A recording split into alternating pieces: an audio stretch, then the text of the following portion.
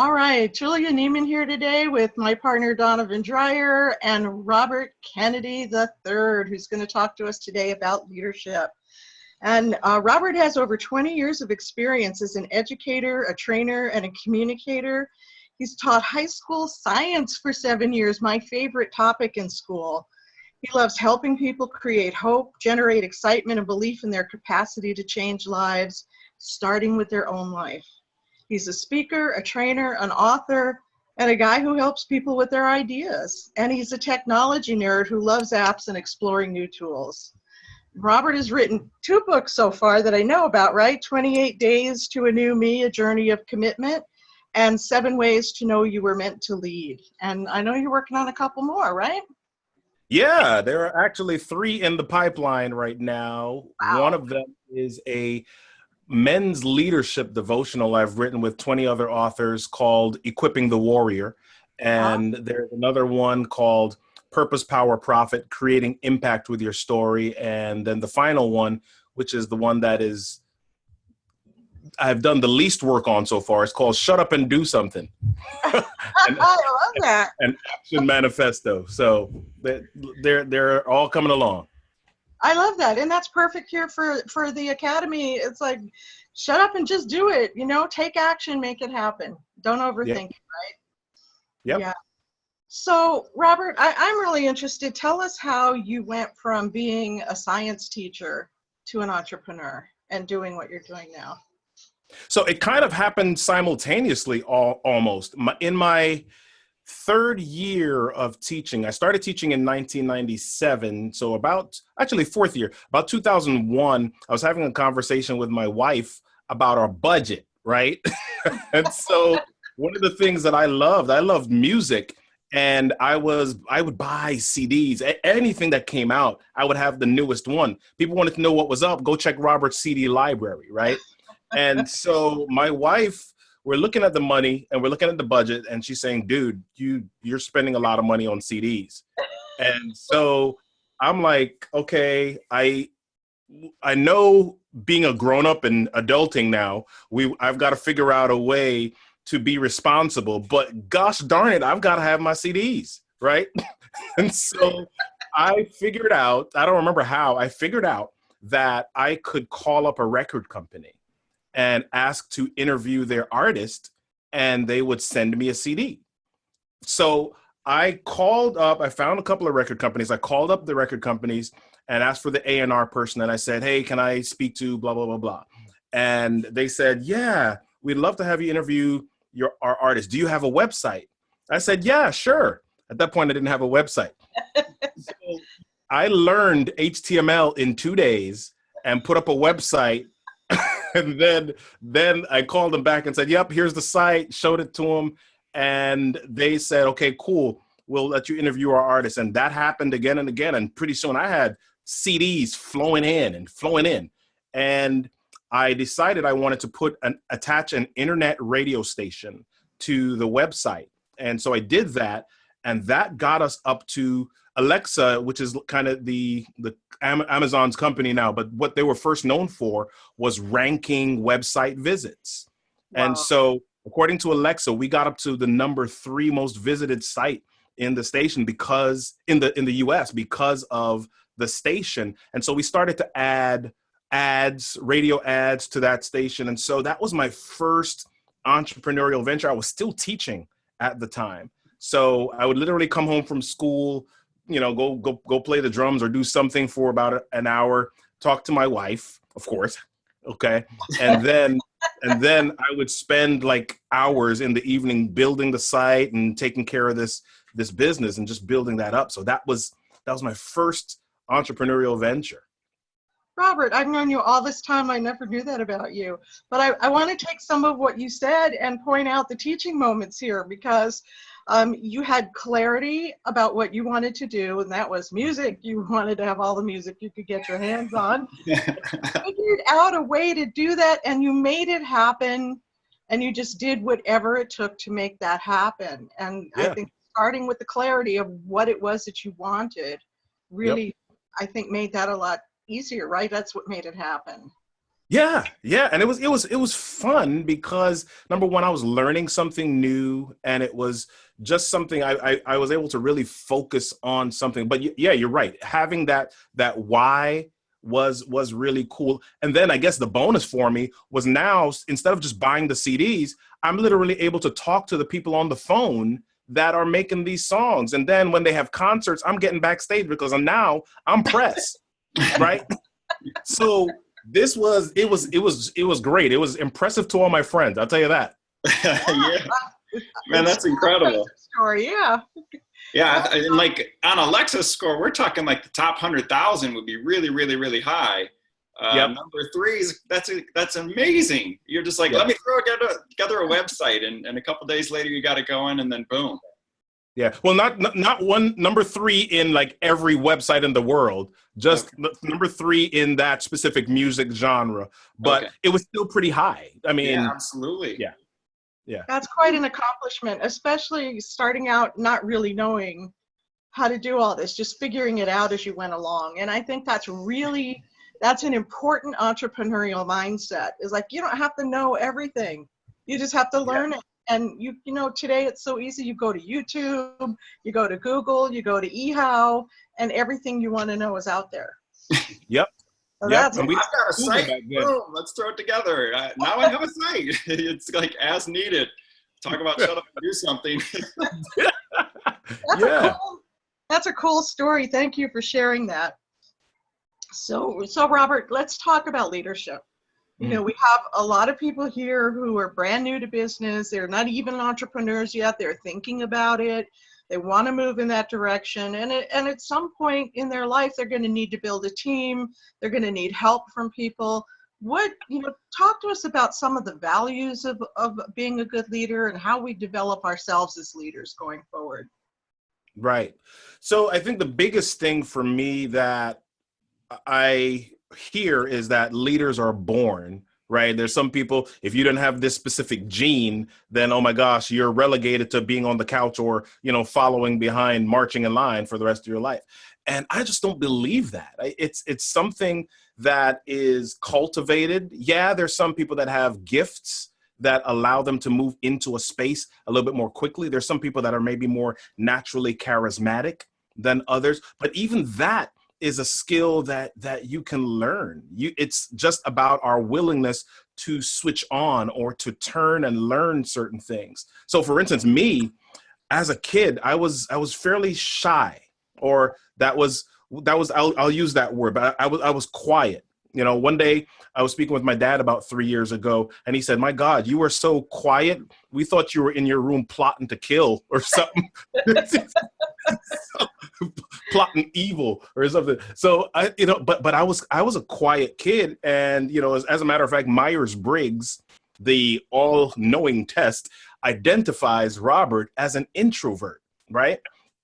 And so I decided, listen, here's the result that I want. Here's something that I want to achieve. And in order to achieve it, I've got to step outside of those labels. I've got to step outside of what was maybe my natural inclination in order to achieve that. So if I wanted to impact people, if I wanted to connect with people, then I'd need to speak. I'd need to ask questions. I'd need to go to networking events. I'd need to be in places where I would not normally, just naturally say, "Hey, I want to go there."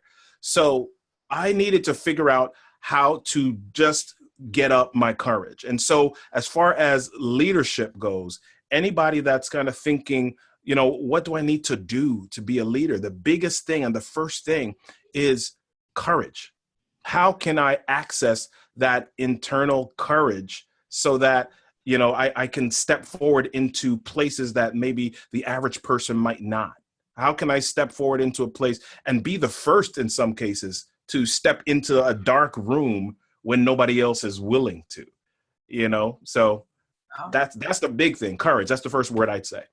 All right. So how do you get that? Because I've been working with kids for 16 years as an educator myself. And, in my high school counseling office, kids will come in with zero belief. They might be introverted, or they just might have just had so many, tough story things and tough situations in life where that belief is zero. And they're not about to even think about getting up the courage to go take that lead. So how would you guide somebody like that? Well, we've got to remember that we had it at some point in life. We've always had it. At some point, there was some experience. Somebody told us no, somebody told us something, or we went through something that shut down some of that. But when you were a kid, you didn't just sit there on the chair. At some point, you decided you wanted to take a step so that you could walk. At some point, you uttered some sounds, however unintelligible they may have been, gaga, goo goo, whatever, and nobody said, "What an idiot!" You know, nobody said that stuff. It was a chance that you took in order to do those things.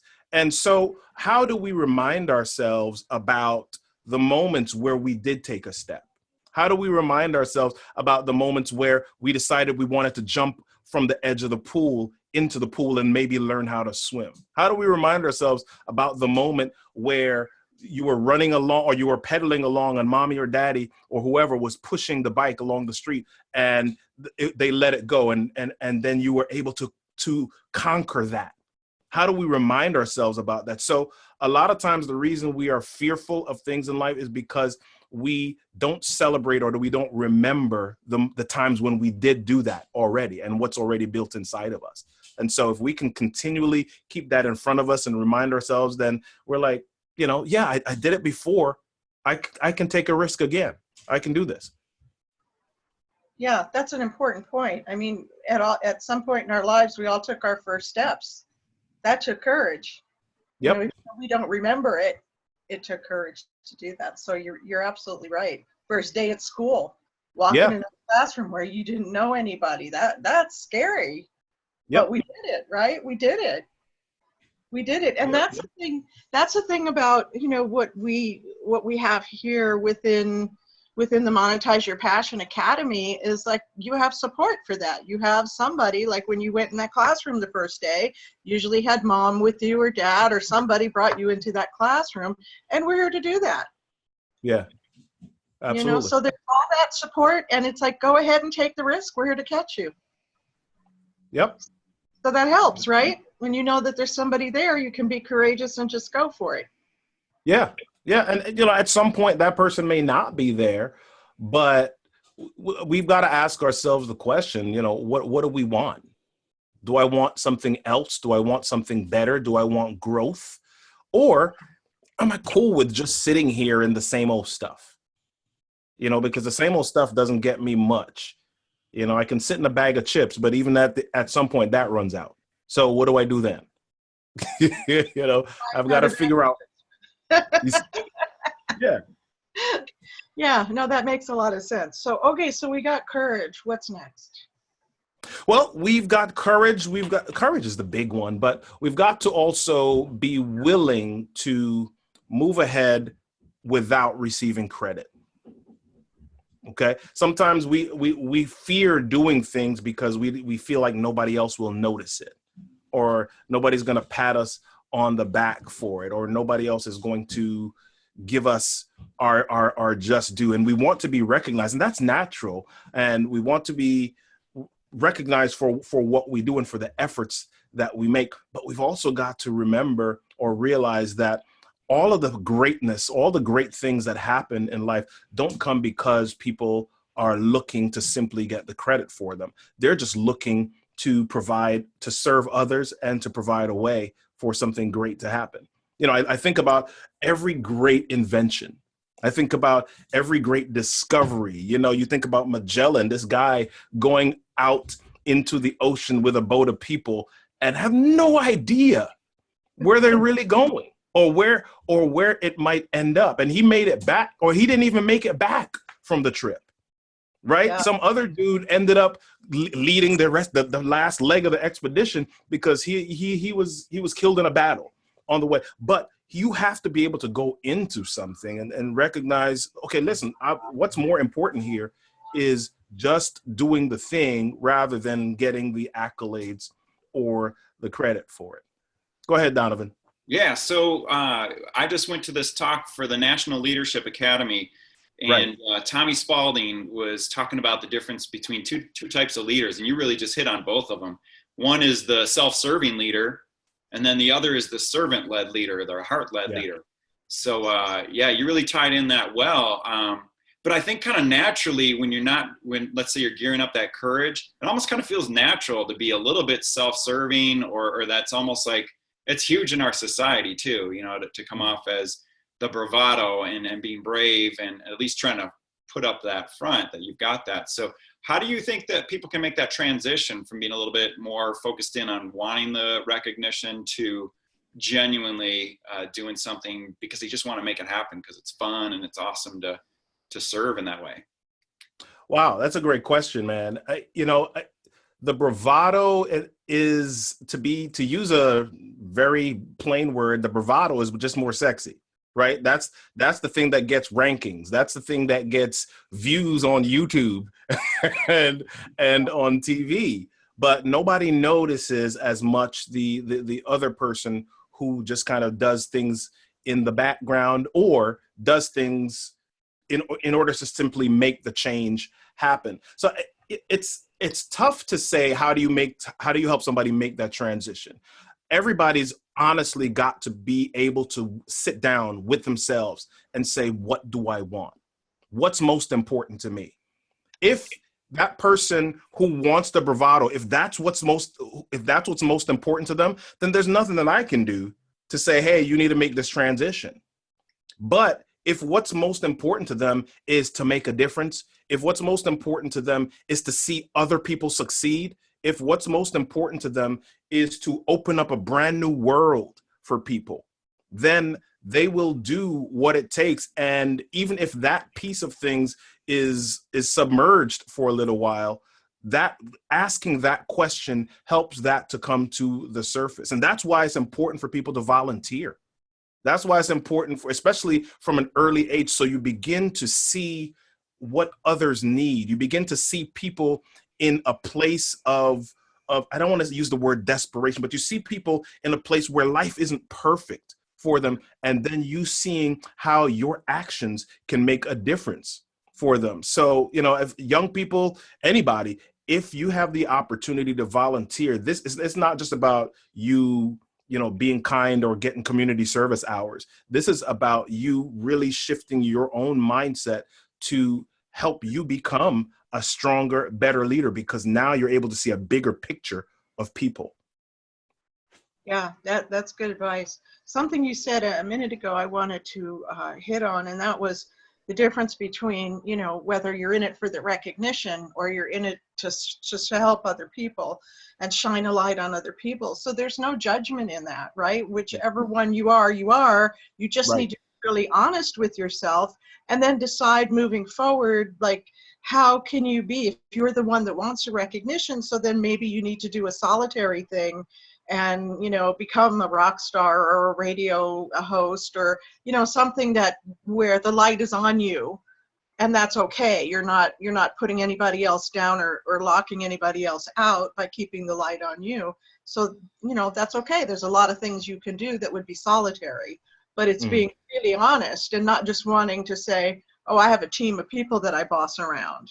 Because that's not okay, right? And speaking as a heart-centered leader, I find, and I've had a lot of experience. I'm older, and I've had a lot of experience in life and worked with people in the corporate world and people who were just the most obnoxious because they were just so greedy and wanted the recognition and to be like the hero, and everybody worked for them, and they were like this little dictator. Well, there's no leadership in that. That's not leadership. That's just being bossy and having a big ego. So when you, like me, I like to shine a light on other people. That makes me so happy.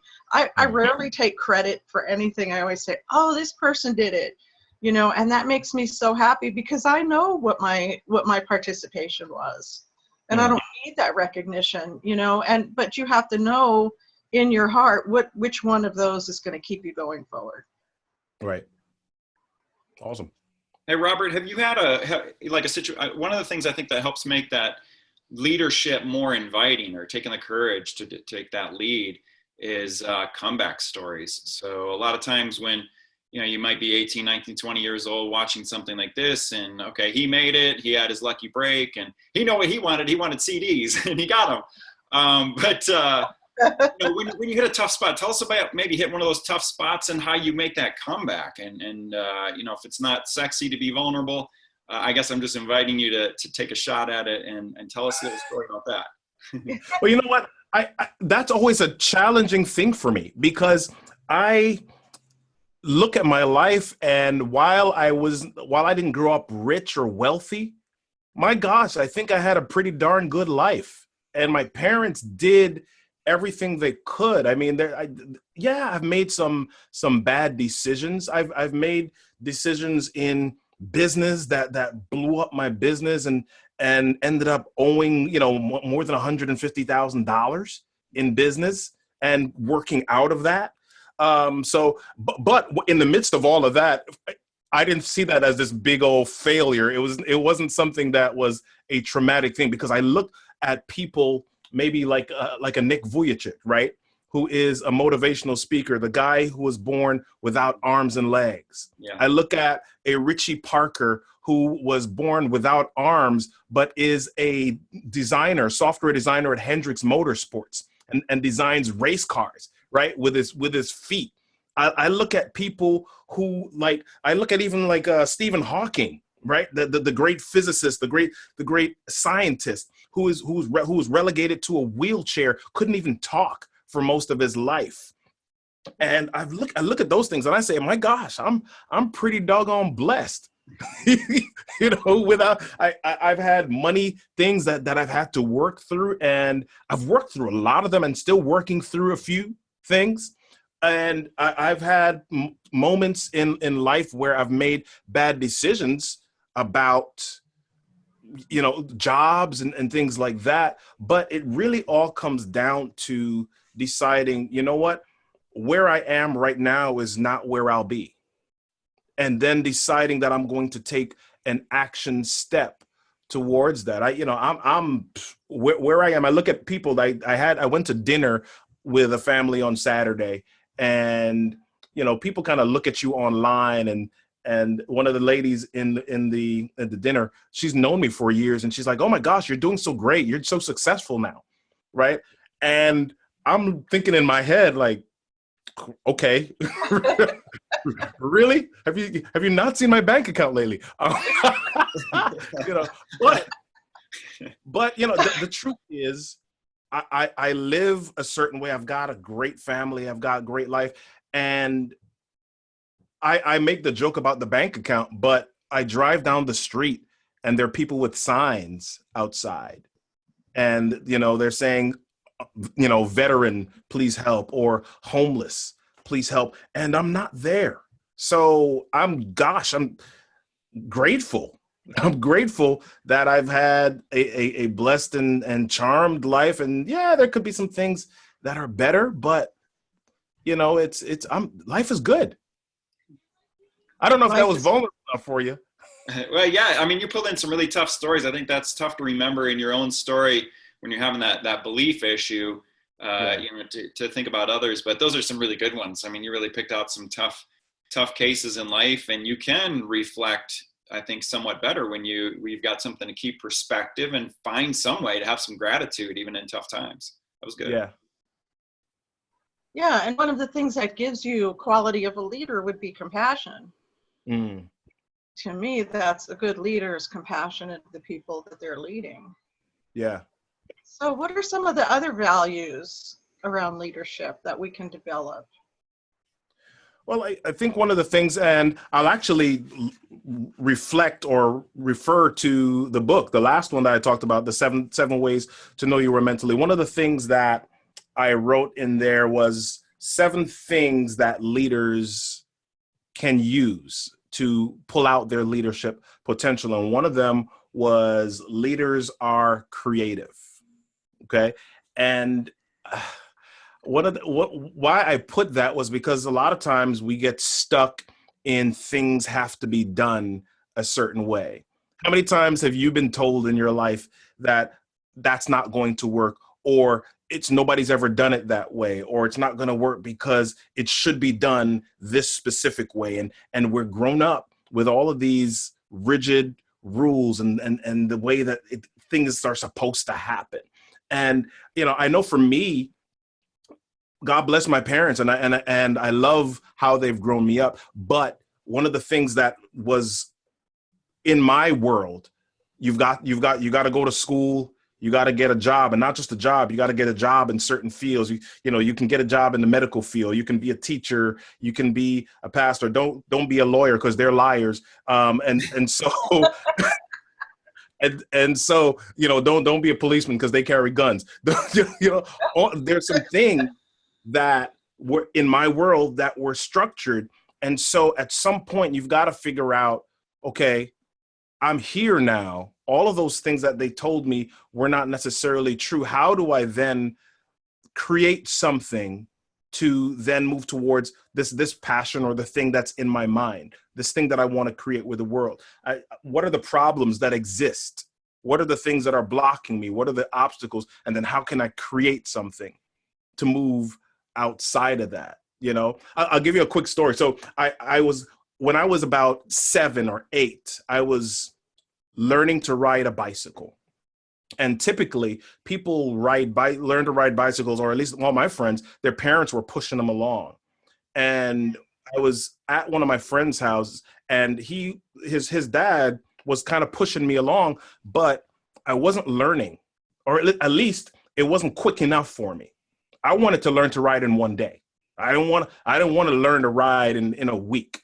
So I don't remember what made me think of this, but I figured out that I could go to the driveway, and the driveway kind of sloped down into the garage. So I figured I could just keep my balance by allowing the bike to glide down, and I could just pick up my feet and let the bike glide down. It was easier to keep my balance, and I'd be safe because I ended up in the garage. Okay. And even if I crashed, I just crashed into the wall. Right. Yikes. So I kept doing that for about 30 minutes, maybe more than that. Then after a while, I started to put my feet on the pedals and try to control them as I was going down. But the momentum going down the hill made it much easier for me to balance than trying to balance on level ground. So I kept doing that until I felt like I had some balance under me. And then once I was able to do that, then I went out on the road and I was able to ride. And I did this in like an hour and a half. Wow. So it didn't take days to learn how to ride, but there was a creative piece that kicked in that said, you know what? There's a different way. There's a different way to do this than all those other kids with the pink baskets and the flowers that are being pushed down the street, right? So in order to lead, in order to be a leader, you got to figure out your own creative way to solve problems or issues that you end up coming in contact with. Yeah, I like that. And that's being solution oriented is a mindset piece too, right? Yep. You have to get in that mindset of, look, this is what I got to do. And then figure that out, because everybody has the innate ability to figure things out like that.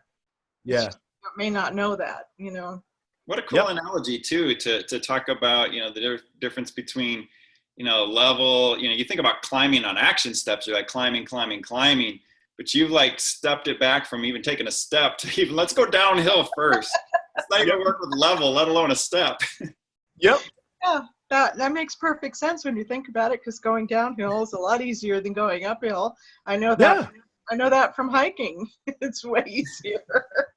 Even mountain climbing, coming down was way easier than going up because you're just hanging on a rope. Yep. That's great. Yep. So what else is in your book, Robert? This is great. So I've got, and I guess maybe that last one hits on another point. So I'll jump over to way number 7, and it says leaders are undaunted by failure. And one of the things that was scary to me as a kid was failing. It was scary. I mean, even though I tell you this bike story and you're like, this dude's fearless, he might crash into the garage wall. That was one of the things that was so scary for me. And here's why. Because as a kid, I was a smart kid. And I got A's in school, and it came easy to me. But one of the things that happened was I also developed this fear of not doing well or becoming failing at something, because then everybody else would know that the smart kid failed, right? And so I developed a fear of failing at things, or at least being known to fail at things. And so for a long time, really tried to hide any failure, or really just kind of put it behind a mask of some sort. And what happens is you realize that when you start putting on a mask, it becomes much easier to do it. And every time you do it, it becomes so much easier to do it. And you end up living that way behind a mask. And before you know it, you don't really realize that you're behind it. And so you live life, anytime you fail at something, or anytime there's a possibility of failure, you move away from it. You look for the easy way, or you look for a way to cover it up. But if you want to step forward, if you want to grow, if you want to lead, you've got to understand and know that breaking stuff is how you grow and move forward. It's like the gym. You understand that if I want to get buff, if I want to grow and build bigger muscles, then I've got to break the fibers. I've got to rip them. And as a matter of fact, weightlifting is a perfect analogy, because they tell you to lift to failure, right? Lift until your muscles fail. And when they fail, that's when the fibers are breaking and then regenerating new ones under, and so that the muscles can become bigger. And then that's the only way that we grow. So if I want to grow, if I want to lead people, then I've got to be willing to fail and know that, my gosh, that's not the end. That's not the end of the world. What was Churchill's statement? Failure is not fatal or final. I don't remember the entire statement. Oh, that's why you shouldn't say quotes unless you know them properly, Robert. It's okay. And look at Einstein. I mean, Thomas Edison, when they asked him, that's one of my favorite quotes ever, when they asked him, how did it feel to fail 10,000 times when he was inventing the light bulb and finally got it right? And he said, I didn't fail. I just found 10,000 ways it didn't work. Yeah. And that's the thing about being able to face your fear. That's another thing that we actually work through here in the academy, and we talk about fear, and it's really just being willing to go for it and put the fear aside. It's like, so if you don't make it and it doesn't work, so what?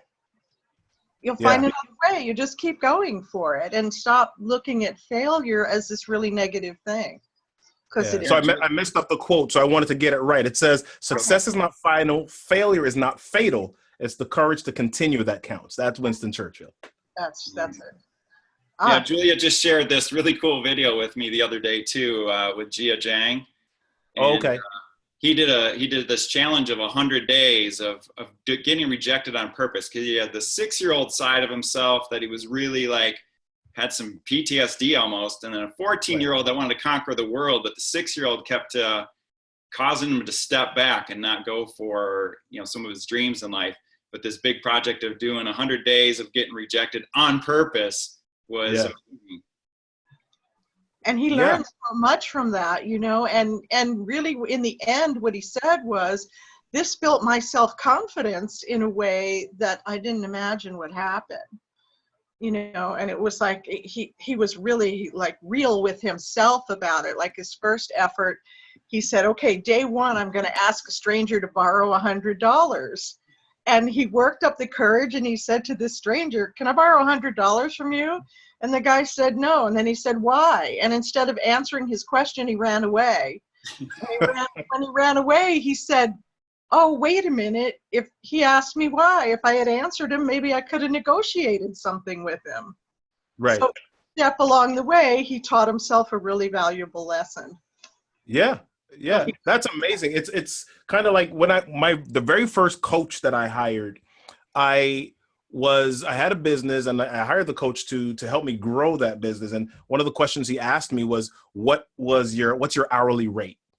Okay. And at the time I said, it's 65, I think $60 an hour. And what would happen was companies would call me to hire me to work on their learning materials. And then they would negotiate down to like $50 or $45 an hour. And I would say, sure, okay. Okay. So my coach says to me, he says, you know, you don't like hearing the word no. And you don't like hearing it because you've got this awkwardness around money and you've assigned a certain number as your value. And I said, no, I didn't. That's what the market rate is for people in my industry. And he said, no, you've assigned a certain rate. So let me ask you this question. How does that $65 number make you feel? I said, it feels just about right. He said, okay, double that. I said, okay, so that's 65, it's $130 an hour. And he said, how does that feel? I said, well, I don't know if anybody would pay me that really, but you know, this still feels okay. So he said, okay, well, that's 130. Why don't you double that? And that's 260. I said, are you crazy? What, why would I even think about that? And he said, well, listen, you've got awkwardness around the money. So what I want you to do is write down my rate is $260 an hour on an index card. Put it right by your computer, and at least 5 times a day, I want you to say my rate is $250 an hour, $260 an hour. My rate is $260 an hour, so that you can get some of that weirdness around the no out of it. Okay. And so I did that. And there was one day I was actually hiring somebody for my company, and I asked him what his rate was, and he said it's $125 an hour. Came out of his lips like that. And I said, well, if this dude is saying 125 and I'm telling my coach that the industry is 65, there's something wrong here. There's something going on here. So I kept doing this exercise until one day a company called me and said, hey, can you do this work? And they asked what my rate was. And I said $175 because I just couldn't get the 250 out. Right? I said $175 an hour. They said, oh, okay, that's fine. You know, we'll get back to you and we'll sign this contract. I said, whoop, what? Okay. So I another person emailed me maybe like a couple of weeks later, and they said, hey, I've got this project. What's your rate for it? And I said, it was easier because I was saying this in email now. So I said, my rate's $250 an hour. And they said, whoa, your rates have gone up, Robert. I haven't.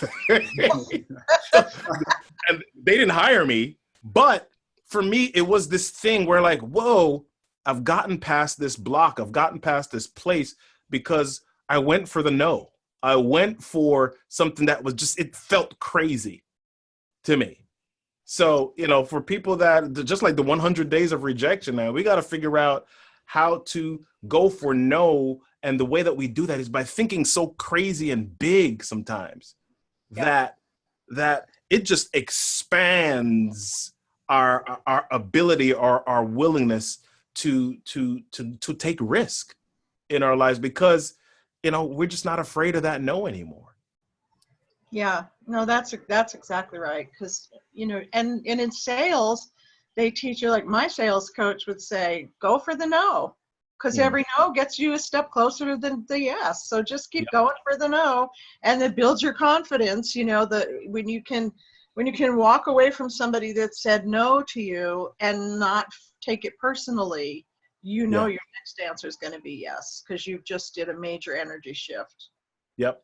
And so that's such a learning experience, and people have to be willing to hear no. So I like that, and I used to say to myself, okay, going for 5 no's today. And I actually started getting yeses after I got to that point. So that really works. Yeah. It really does work. Okay, so what's next in the book? You're going through the whole book here, aren't you? I'm really enjoying this. Yes, I'm enjoying learning what's in the book because it's about leadership. You know? So I'll jump back to number 4. And this was a hard one for me. It says leaders know they need people. Right? It was challenging for me. This one was challenging for me because of the introvert in me, I can be a lone ranger sometimes. Not sometimes, a lot of times. Okay. My first instinct is to do stuff on my own. And then I think these days in the online world, especially, we've reinforced this a little bit with the term solopreneurs, right? Yeah. I mean, you're doing all this. You're entrepreneuring by yourself on your own. So I've learned that it takes a village. No man is an island. All of those things. I mean, you can lead, and John Maxwell says it best. You know, if you're a leader but you don't have followers, you're just taking a walk. Right? Right? So Yeah, in order to lead, you need people. You need people not just to execute on the ideas. You need people not just to agree with the vision and help it move forward, but you need people for support, for community, because this journey, this thing called life, is challenging. It's tough. And if you decide that you're going to do it on your own, then you're going to expend a whole lot of energy and at some point flop on the couch and be no good to anybody. So we've got to figure out how to access people for support, for community, to leverage. And also, they're also able to tell you when your ideas stink, right? or when your idea is good, or if it's worth following, or it's worth trying. These are the people that, especially in business, these are the people that are going to buy your stuff.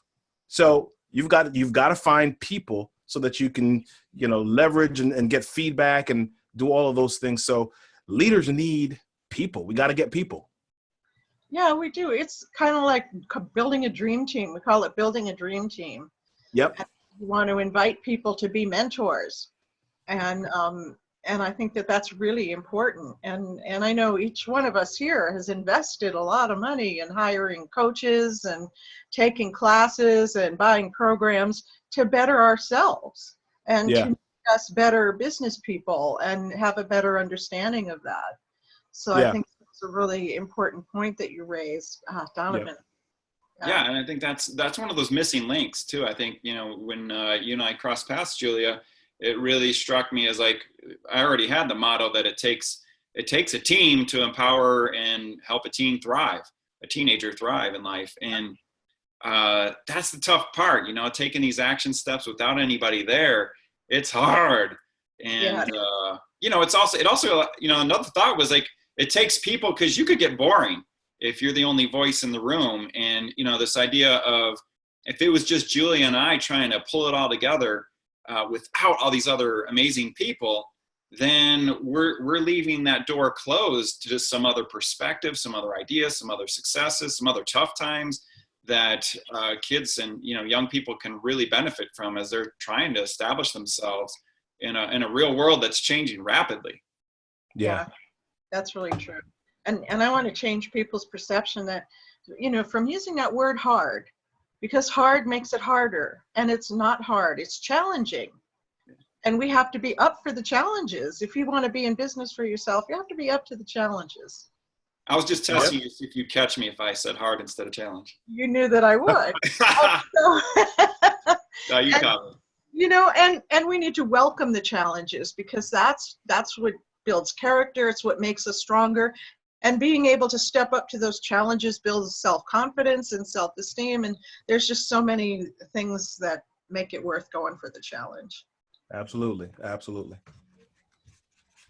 And I think what you said, Robert, about the solopreneur, that's the isolation. People don't realize until they sit by themselves in a room. I mean, it's so easy to say, oh, I'm going to just do this on the internet and I don't need anybody else, and whatever I'm going to do. It's like, that's overwhelming sometimes, the feeling of isolation, and then you're not getting any kind of feedback or input, and so you can't grow from isolating yourself. So I think that's a really important point you brought up. Yep. So I think I'm going to kind of jump, because I know you're going to say what's next, right? So, you're catching on. Look at that. It took me a long time. I love what you've got in your book. This is exactly what we want to talk about. The other thing, number 6 here says, leaders believe even if everyone else doesn't. Wow, that's profound. That's one of those things where we've got to know that people are going to call us crazy. People are going to call us names. People are going to say that, it doesn't work. People are going to. So at some point, we've got to believe in our message. We've got to believe in our story. We've got to believe in our ideas. And it's just that crazy belief that allows innovation to take place. It's that crazy belief that allows just discovery to take place. I talk in the book about Kevin Plank, who's one of the founders of Under Armour.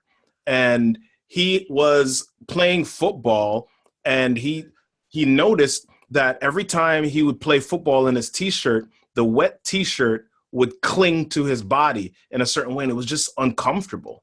And so he decided that he was going to look up this material to see if, or create, or do some sort of experiment to create a material that would wick the water or wick the perspiration away from his body. And at that time, he was being told, dude, don't you think somebody else would have done it already if it was possible? You know? And so you've got to have this mindset that, listen, everybody around you that is a naysayer. I mean, there's another quote that says, people tell you that things are impossible until they're not. Right? Right. That's right. At some point, everybody thinks that something is impossible. People thought that, if Magellan left, at some point he was going to drive over the edge of the world and not come back. Right? They thought everybody was going to drive over the edge of the world. People thought at some point that the Orville and Wilbur, these two brothers, they were nuts trying to hack together this machine and get it in the air to stay up when, it's so heavy. It's not lighter than a feather. It's not lighter than paper. How is he going to get this heavy machine to stay in the air?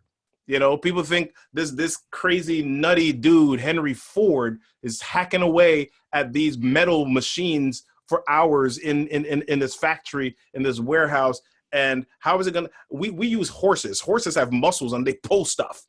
How are we going to get this thing to move by itself down the street?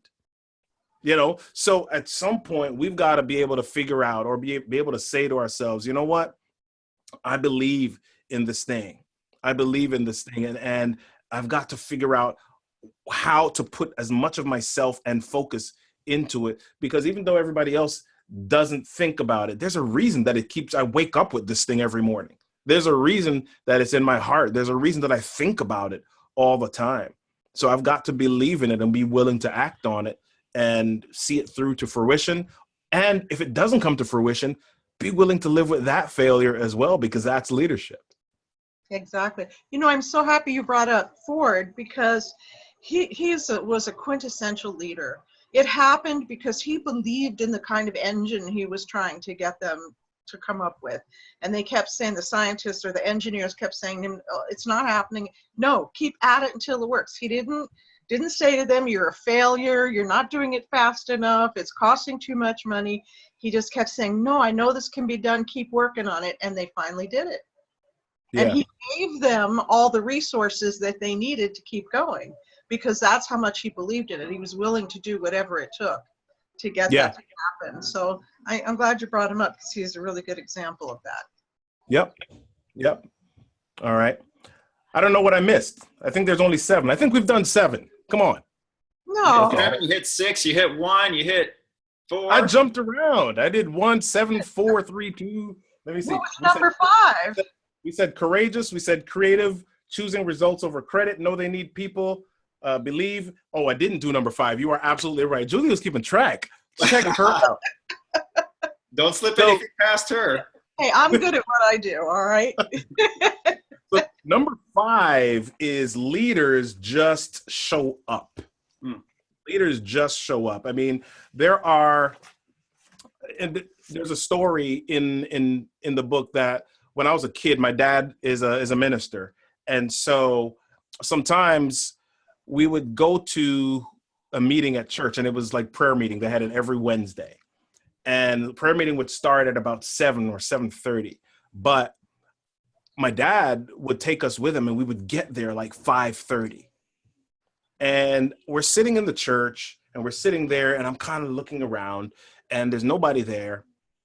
And sometimes at 7 o'clock, maybe 2 people would come, or 4 people would come, or 5 people would come. But every week, without fail, we're there at 5:30. And so I said, Dad, I mean, why are we coming here at this time at 5:30? I mean, and every week you don't have a good number of people showing up. Can't they just make, this is before teleconference. I was trying to figure out in my head what was some way that we could do this. Can't we just go to their house or something? And my dad simply said, you know what? When you have a cause, when you have an idea, when you have a vision, leaders just show up. We're not dependent on what everybody else does. We're not dependent upon what everybody else thinks. Once you have something that you're focused on, once you have an idea, once you have a belief, leaders show up, and they show up every time. They show up consistently, because if you do not show up, then people don't follow, because they don't believe in the passion of your leadership. They don't believe that you're sold out to this thing. They don't believe that you really believe the stuff that is coming out of your mouth, right? So he said, before anything else, if it works or if it doesn't, before anything else, leaders just show up. So that's, to me, sounds like it's about trust. Yep. If you're there and you show up, then it's belief, but through that belief, people trust you. They Yeah. trust you. They know they can count on you. Yep. And to me, I think that's probably one of the most important values of being a leader, is that the people that you lead know that they can trust you. They know that they can count on you. Yeah. You're not going to let them down. Go ahead, Donovan. Yeah, I thought about this just yesterday, and you think about somebody like we have taking these out of the box type of educations and trainings that we've done. It's becoming more common now. But why would somebody invest in me for anything if I won't even do that? If I won't even show up, or I won't even invest anything, then nobody should trust that, right? Mm. Yeah. Yeah, exactly. You're not buying your own stuff, man. So if you're not buying it, then why should we? Should we? Yeah, that's really true. I know so many good examples. I was talking to a gentleman a few weeks ago. He wants to create a radio show. He works with homeless people. And so he wants to create a radio show and talk about the situation and bring more people on board. But he actually started out as a building contractor. And then there were some safety issues on the job, and he kept asking, don't we have any safety equipment for this? And then there was no safety equipment. And he said, well, I'm going to design some. And then the person that he was working with said, well, we have state of the art. If there was something better, like you said, Robert, it's the same example. Somebody would have created it already. He goes, no, There's got to be something that's going to keep us safer. So he started developing things, and now that's what he does. He has a multi-million-dollar company with a lot of employees that make safety equipment for contractors that didn't exist before, because he felt it was a real issue and nobody was doing anything about it, and he was going to do it. Yeah. And now he has this big company, and he leads all of these employees. So, it's like, really, if you have an idea, like what you said before, I really wanted to reinforce that. Don't let anybody talk you out of it. If you see a problem, and it's a problem, and everybody says, well, this is the best it gets. No, it can always get better. It really just needs somebody who can identify the problem and then start really focusing on a solution. Absolutely. And I just think, as leaders, if we develop that solution-oriented approach, that's really a good quality of a leader. It's like, instead of berating people that work for you and putting them down, and why can't you do this, and why didn't this happen, and why didn't you make it better? Take responsibility, identify the problem, look for the solution, and then get everybody on your team working on that solution. That, to me, is a leader. Yeah, absolutely. So anything else we need to know about leadership and how to develop that?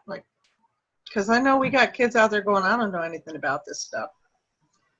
Well, part of it is just not thinking about it too hard.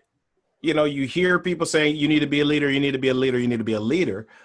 And it's really not thinking that, okay, I've got to go out and find a bunch of people to follow me.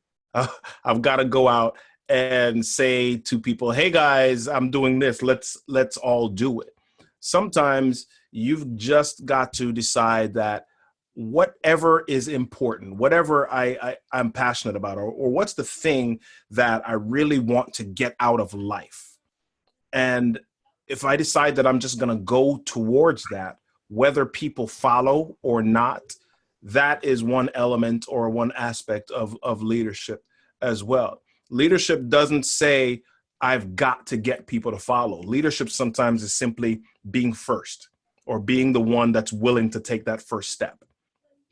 You know, because, and there are times where you look at people who were willing to take the first step, but people don't follow until after they pass away.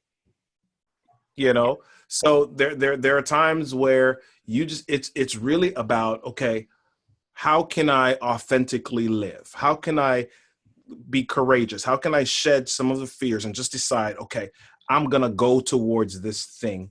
And then, you know, if people choose to follow based on the fact that I was consistent, based on the fact that I showed up, based on the fact that I wasn't so concerned about the credit, based on the fact that I believed in it, based on the fact that even though there were failures, I kept moving, people will follow that. And I can't worry about whether they will follow. I just need to, I can control me. You know, it's a conversation that I have with my kids all the time. You can't control what anybody else does. You can control what you do. And so you've got to focus on what you do, believe in it, step forward and go for it. And then, you know, that'll create some momentum. That's going to create magnetism, and people are ultimately going to follow that. But you've got to worry about doing what you can control first. Yeah, that's brilliant. I wanted to add one little thing to what you just said. And that's that leaders don't have to have the answers. No, they don't. You just have to be willing to step up and organize people. And I learned that because I basically used to be a really impatient person. I've taught myself patience, but I used to be a really impatient person. And so I became a leader because I couldn't wait for other people. It was like, oh, let's just get going on this thing, people. And so I'd say, okay, what do we need to do? And I would just always step up to organize it. Yeah. And just kind of became a leader in that way and learned along the way. I didn't need the answers. I just need to organize people. And personality wise, the way I am is I'm great at coming up with ideas. I can come up with ideas all day long. You know this about me. And but getting those ideas implemented, I need lots of help with that. You know, I'm what they call a creator type. I took this one personality test, and I'm a creator type. Steve Jobs was a creator type. Steve Jobs came up with ideas for iPhones and all kinds of things all day long, an Apple computer, but he didn't go out and build it. Right. He hired people to build it. He goes, this is my idea, make it happen. Just like Henry Ford had this idea for this engine. Well, he wasn't an engineer, so he hired all these people to do it. So leaders don't need to have the answers. Really what you need more than anything is organizational skills. Yeah. And patience with people, right? Yep. Oh, I just wanted to point that out because I know you were saying that, but I wanted to expound on it. So yeah, we just wanted some Julia words on it. That's cool. Exactly, because I'm the leader here, right? Yes. Anyway, so Robert, thank you so much. This was amazing. And I wanted to know where, tell people where we can find you and what you're up to and what else we might need to know about you or what we want to know about you. Yeah, well, you can find me online, robertkennedy3.com, the number 3. I'm on LinkedIn, Robert Kennedy 3 on LinkedIn, Robert Kennedy 3 on Twitter, Robert Kennedy 3 on Instagram. I try to keep it as consistent as I I also got a venture. What you preach. Say that again? Practice what you preach. Yeah. Yeah. So I've also got a venture online that I'm doing called Speak Right Now. That's the word speak and then write as in writing. Speak Right Now, a community that I have there where we help people to tell their story better through speaking and writing. So, you know, we're just coming off a 30-day video challenge this month. We did a 30-day writing challenge in the month of April. And I don't know what we have coming up next challenge-wise, but we're, you know, doing a lot of great things there, sharing a lot of resources. And so it's just a real fun place to be. And so if you want to connect and if you are interested in speaking or writing and learning a little bit more about that, check out the Speak Right Now community on Facebook. And yeah, that's it. That's it. That's great. Thank you so much. So you do a lot of challenges. I know that. And I think challenges are a really good leadership tool.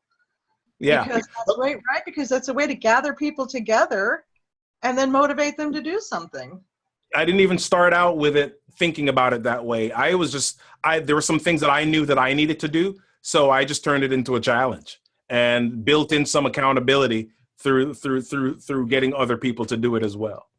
Yeah, and you and I did some challenges together. We did a social, build your list challenge and Yep. things. And that to me is when it formulated in my mind as being a leadership tool. Because we gathered all these people together, we organized it for them, and then, we supported them through it. There we go. Oh, there we go. Anyway, so Robert, thank you so much for being with us today. You're welcome. Really. Thank you, Robert. Really appreciate it. And, one more question, Robert. Your book, where can we find the book? Or books? The amazing Amazon. Amazon, okay, good. Yeah, go to Amazon.com. Okay, awesome. So thank you so much. You're very welcome. Great to be here.